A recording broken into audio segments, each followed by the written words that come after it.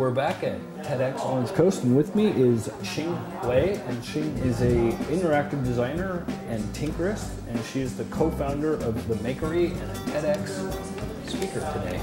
Thank you so much for coming to talk with us. No problem, my pleasure. So, wow, MIT, Penn, Harvard, TEDx. Sounds like you have quite the education in the background. Tell me a little bit about what you talked about today. I was talking a little bit about inspiration and a passion project that I've been working on with a few friends called The Makery, where we've been creating pop-up youth maker spaces for kids where we convert art galleries and retail spaces and basically things on city sidewalks into places where people come in and play with materials and make things.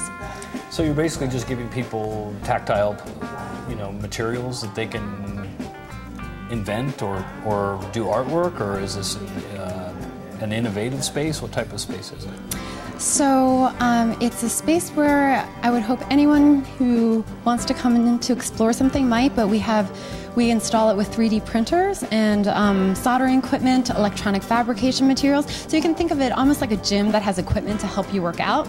We have a lot of resources and materials there to help you build things. Well, for those that don't know what 3D printers are, I've actually just very seriously considering buying one, but they basically print in plastics and metals in 3 dimensions. So amazing. So is this your first TEDx or your first TED presentation? This is my first TEDx, yeah. So what was it like for you? Well, it's an amazing community of people, so I kind of wish I can listen in on all the speakers, and a really inspiring atmosphere, I guess. And if you had to encapsulate a takeaway, what was your big takeaway for today?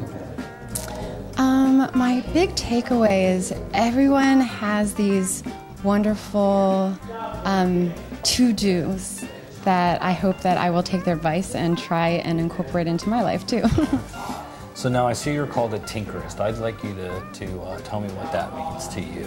Oh, wow. Well, tinkerist to me means, one, you're very curious and that you move beyond.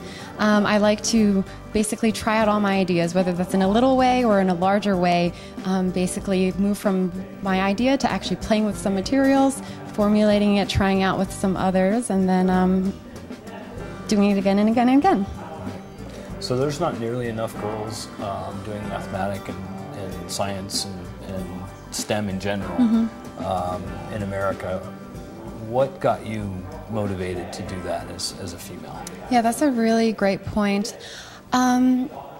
And that was one part of my talk that I was hoping to shine through, was how to view science, technology, and engineering, not just about robots and learning equations, but how to see it as a creative endeavor. So I remember one of the first times I really got into programming was actually I was just trying to get these series of dots to make a portrait. And then starting to realize I could make these beautiful drawings by programming these algorithms. So different people have different entry points into it, but I think just finding these avenues where people can see essentially how they can make their creativity into a reality through, and this is just another tool set that they can enable them to do that. Was it a family member or somebody that drove you towards science, or have you always been interested since you were a child? I mean, what was it that clicked in your head that kicked you towards being interested? Do you know? Well, I love the word STEAM because I don't think I normally qualify myself as a strictly science person. Okay.